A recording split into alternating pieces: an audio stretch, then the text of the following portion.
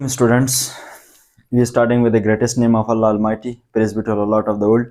Today our lecture about the Mendel law of segregation or Mendel work on inheritance. आज हमारा जो topic है students, आज हम पढ़ेंगे मेंडल वर्क ऑन इनहेरिटेंस और मेंडल लॉ ऑफ सेग्रीगेशन और मेंडल लॉ ऑफ इनहेरिटेंस। इसके साथ साथ हम पढ़ेंगे टेस्ट क्रॉस के बारे में भी। सबसे पहले हम जो है मेंडल के बारे में पढ़ेंगे कि मेंडल कौन था, ये कहाँ से, हम इसकी वर्क के बारे में पढ़ेंगे कि इसने कौन से प्लांट पे जो है उन्होंने वर्क कर दिया। सबसे पहले हमारे पास मेंडल जो है, इसका पूरा नाम जॉर्ज मेंडल था और ये हमारे पास जो है ऑस्टिन के एक साइंटिस्ट था, ऑस्टिन के एक गार्डन था, बागबान था। सबसे पहले ये मेंडल जो है उन्होंने वर्क किया है, काम किया है 1856 टू 1864 पे। मेंडल परफॉर्मेंस, उसने जो परफॉर्मेंस दिया, एक फेमस परफॉर्मेंस की जो है वो एक्सपेरिमेंट थी। किस चीज़ की? उसकी एक्सपेरिमेंट थी ऑन द गार्डन पे प्लांट। उस एक बागबान था, गार्डनर था, जो कि अपने बाग में डिफरेंट टाइप के प्लांट जो है वो उगाते थे, लेकिन वो ज़्यादातर जो प्लांट उगाते थे वो उसके पे प्लांट थी, जो कि हम उर्दू ज़बान में उसको मटर कहते हैं, मटर सब्जी। दूसरी, फर्स्ट कंडक्ट जेनेटिक एक्सपेरिमेंट, सबसे पहले जो है जेनेटिक एक्सपेरिमेंट कंडक्ट कर दिया, ये किसने किया? ये जॉर्ज मेंडल ने। तीसरी हमारे पास जो है ये आल्सो फादर ऑफ जेनेटिक्स, इसको हम फादर ऑफ जेनेटिक्स, अगर ये एमसीक्यूज या कोई प्रैक्टिकल में अगर आप लोगों से पूछे जा सकते हैं कि फादर ऑफ जेनेटिक्स किसको कहा जाता है, फादर ऑफ जेनेटिक्स जो है मेंडल को कहा जाता है। मेंडल लॉ ऑफ इनहेरिटेंस और segregation, Mendel law of inheritance और सेग्रीगेशन जो है मैं आप लोगों को कंसेप्टली ये बता दूं कि इस लॉ के मुताबिक ये टू जो कि कोएग्जिस्टेंस एलील्स, ये कहते हैं कि जब एक गीमीट्स बनते तो इसमें दो एलील्स होते हैं, जब ये इसकी फर्टिलाइजेशन होते तो वो एलील जो कि वो सेपरेटेड होते हैं, एक एलील एक गीमीट में जाते हैं और दूसरे एलील दूसरे गीमीट में जाते हैं, लेकिन एक सेम गीमीट में नहीं चले जाते हैं। क्या है? Two coexisting alleles of individual for the trait of the separated gametes formation in such a way that each gamete receive only one of the alleles. These alleles again unit of random fertilization. उन्होंने कहा कि हमारे पास to alleles है, तो एक जब to allele एक दूसरे के साथ, जब जो है एक जीन एक दूसरे के साथ जो कि gametes एक दूसरे के साथ फर्टिलाइजेशन कर देते हैं, तो उस फर्टिलाइजेशन के दौरान two alleles pair of allele जो है वो एक allele एक गीमीट में चले जाते हैं और दूसरे allele दूसरे गीमीट में चले जाते हैं, यानी सेम गीमीट्स में नहीं होते हैं। उन्होंने एक जो है एक जीन लिया, जीन हमारे पास उन्होंने एक टाल प्लांट लिया, टाल प्लांट्स का एक जीन लिया, एक प्लांट लिया वो टाल था, उससे उन्होंने एक जीन लिया और उस जीन को उसने शॉर्ट प्लांट के साथ क्रॉस कर दिया। शॉर्ट प्लांट के साथ जब उन्होंने क्रॉस कर दिया तो उन्होंने उसको जब क्रॉस कर दिया तो ये टी हमारे पास, जब टी के साथ उन्होंने क्रॉस कर दिया टाल को शॉर्ट के साथ, तो हमारे पास टाल आ गया। इसी तरह ये हमारे पास जो है सारे प्लांट जो हमारे पास आ गए वो टाल आ गया, तो इसको उसने F1 जनरेशन दिया। यानी उन्होंने टाल प्लांट को जब जो है टाल प्लांट की फर्टिलाइजेशन कर दी, टाल प्लांट की जो ग्रोथ कर दी, एक दूसरे के साथ उन्होंने क्रॉस कर दिया, तो उससे सारे टाल प्लांट आ गया और उस टाल प्लांट को शाल प्लांट के साथ उन्होंने जब क्रॉस कर दिया तो सारे टाल आ गया और उसको उसने नाम F1 जनरेशन कर दिया। अब ये F1 जनरेशन को उन्होंने अगेन जो कि एक दूसरे के साथ मल्टीप्लिकेशन किया, अगेन उनको ग्रोथ कर दिया, तो उसको उसने P2 लगा दिया।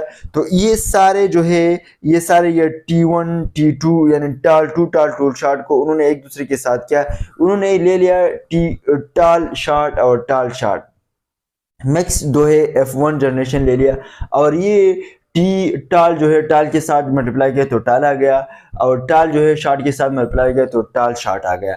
इसी तरह शार्ट जो है टाल के साथ मल्टीप्लाई किया तो टाल शार्ट आ गया। यहाँ पे टाल आते हैं लेकिन उसूल के मुताबिक सबसे पहले हमने कैपिटल लेफ्ट लगाना होता है, तो इसलिए हमने टाल लगा दिया।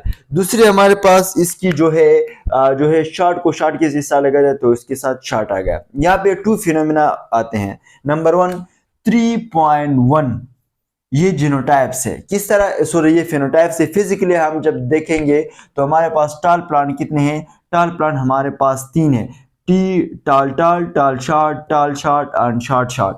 तो इससे पता चलता है कि फिनोटाइप में हमारे पास 3.1 रेशो आ गया, मींस 3 टाल प्लांट्स आ गए और 1 हमारे पास शार्ट आ गए। और जब जीनोटाइप्स की हम देखेंगे तो ये सारे जो है डोमिनेंट्स आते हैं। जीनोटाइप्स हमारे पास टाल टाल आ गया। जब इस टाल टाल को हम टाल 1 आ गया, ये टाल दो के दोनों जीन में टाल टाल आ गया। और जब ये टाल शार्ट को हम देखेंगे तो ये 2 दो के एक दूसरे के साथ सेम आ गया और लास्ट में शार्ट है।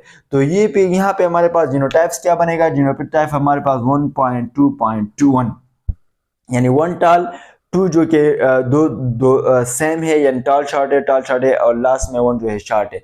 जीनोटाइप्स हमारे पास 1:2:1 आ गया और फिनोटाइप हमारे पास 3.1 आ गया। यानी F1 जनरेशन जो कि पहले नस्ल को उसने अगेन एक दूसरे के साथ क्रॉस कर दिया, तो इससे हमारे पास जो है फिनोटाइप्स हमारे पास 3.1 यानी 3 शार्ट टाल आ गए, 1 शार्ट आ गया। और जीनोटाइप्स की हम देखेंगे तो 1 टाल 2 जो हमारे पास टाल शार्ट आ गया, 1 जो है शार्ट। इन्होंने कहा कि जीनोटाइप्स हमारे पास 1.2.1 यानी डोमिनेंट्स आ गए।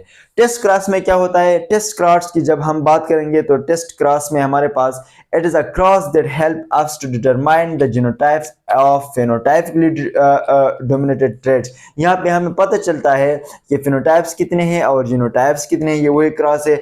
और इस यहाँ पे हमें डोमिनेट ट्रेट ये भी पता चलता है कि प्लांट की रिसेसिव प्लांट का भी पता चलता है।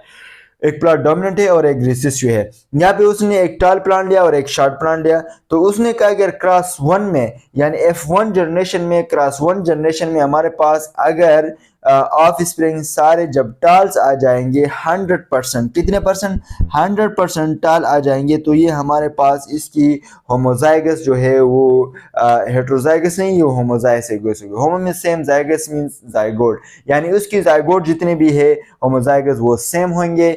जब F1 जनरेशन की ऑल स्प्रिंग जब बच्चे जो है वो टाल आ जाएंगे 100%, तो इसकी जो कि क्रोमोसोम जो है वो क्या होगा, होमोजाइगस होगा। इसी तरह उसने कहा कि अगर क्रॉस 2 में यानी FP2 में हमारे पास 50% टाल आ गए, यहाँ पे तो 50 नहीं आ गए, यहाँ पे 1.2.1 आ गए, तो इसका मतलब यहाँ पे अगर 50% मींस यहाँ पे 1.1.1 अगर इसी तरह आ जाए या 2.2, तो जब यानी 62 में 50% हमारे पास टाल आ गए और 50% अगर हमारे पास चार्ट आ गए, तो इसका मतलब ये है कि प्लांट जो है ये डोमिनेंट हो जाएगा और ये प्लांट की क्रोमोसोम जो है हेट्रोजाइगस होगा। हेट्रोजाइगस मींस ये 2 डिफरेंट क्रोमोसोम हो गए। Hetero means different and zygous means zygotes, यानी 2 डिफरेंट जाइगोट्स आ जाएगा। मींस अगर क्रॉस 1 में हमारे पास 100% जो कि वो टाल आ जाएगा ऑफ स्प्रिंग, तो इसका मतलब होमोजाइगस होगा, यानी सेम क्रोमोसोम सेम जाइगोट्स। अगर 50% क्रॉस 2 में 50% जो है टाल और 50% चार्ट आ गया, तो इसका मतलब होगा हेट्रोजाइगस। ये हमारे पास था। यानी मेंडल क्या है, मेंडल क्या काम कर रहा था, मेंडल एक गार्डन था, ऑस्ट्रियन से था, जॉर्ज मेंडल है, इसको हम फादर ऑफ जेनेटिक भी कहते हैं। सबसे पहले एक्सपेरिमेंट उसने क्या किया, जेनेटिक पे किया।